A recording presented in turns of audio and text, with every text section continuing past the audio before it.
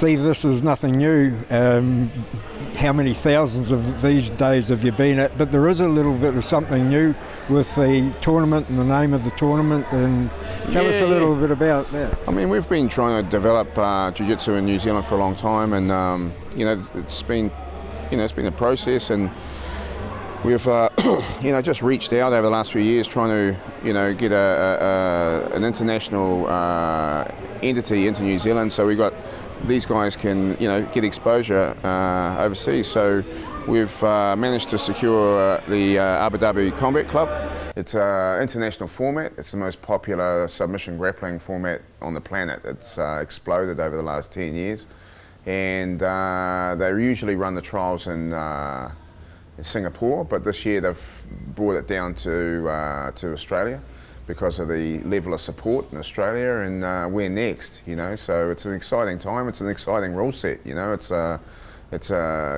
basically MMA without the punches, so it's a little bit more extreme. So it's in its build-up phase in New Zealand, where the tournaments aren't quite as mainstream as straight jiu-jitsu, but it's exciting to watch, and it's a great tournament, and exciting to watch. We've got guys coming in from all over, from Invercargill right through the South Island, North Island, on the rule set. But it's building, and we're just trying to do our best. We've got a great structure, there's beginners, intermediate, where beginners and intermediate aren't allowed to do the dangerous stuff.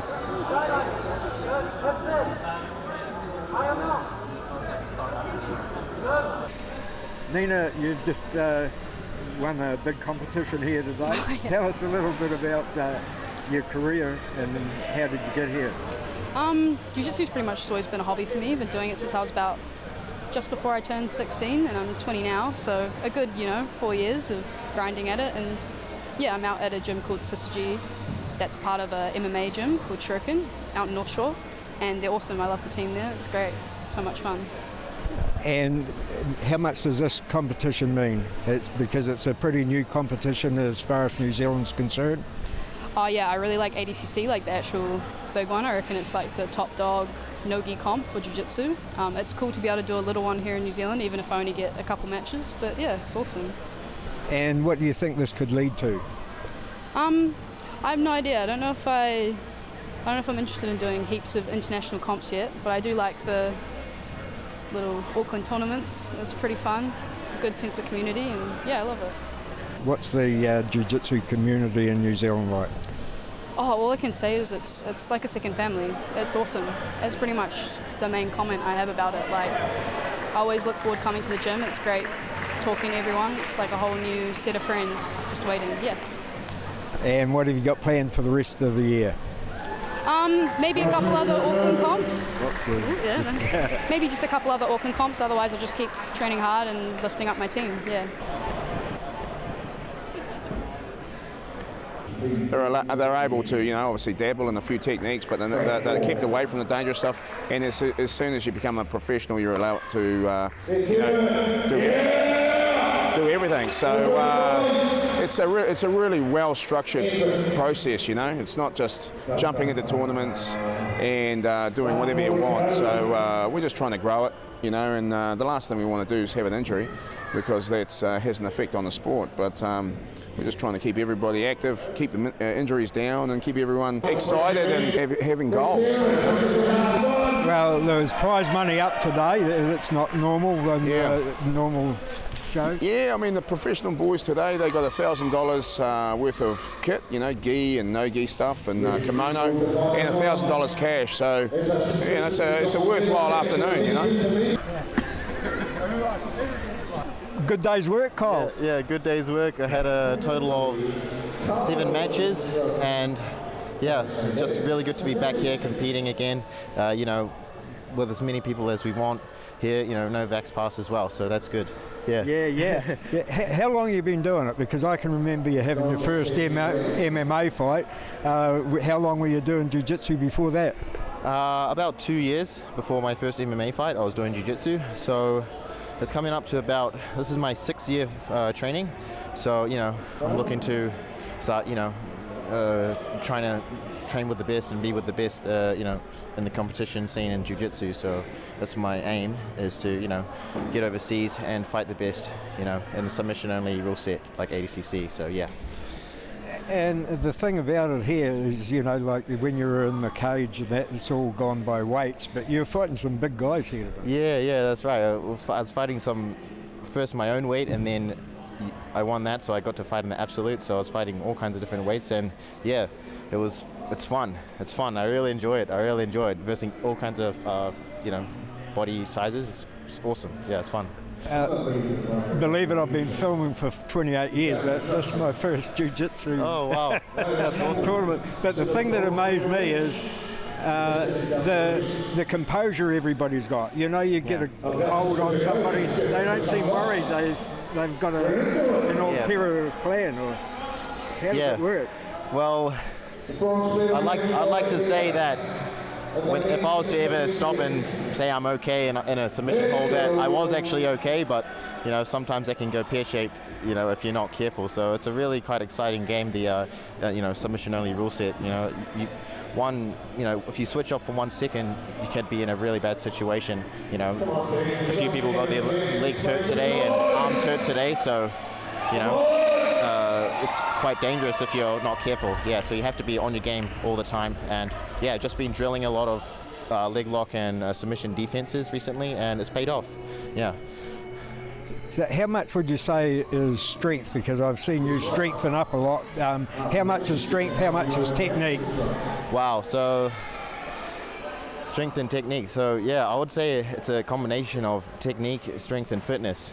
Because if you're not strong enough to apply the submission, then you won't ever do it, even if you knew it. If you're good technically, and then if you're not fit, you tire out in 30 seconds, then you're not going to be able to do anything. So, it's a combination of all three, and so I've really tried to nail that on the head, just leave nowhere untouched, like get my strength up, get my fitness up, get my technique up, and then, I shouldn't have any weak areas, so to speak.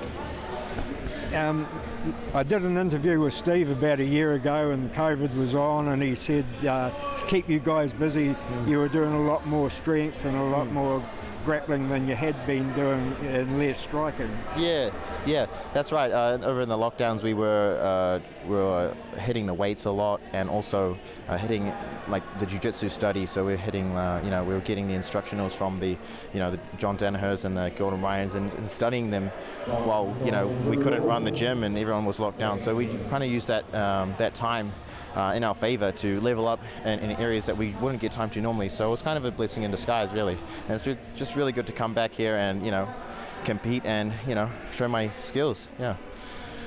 Steve's got a great name at making fighters, and you'll be another one to head offshore. Yeah, that's right. That's my aim. My aim is to get over the seas with Hux and Jay and a few other boys, Akeem, Carlo, Zach, and stuff.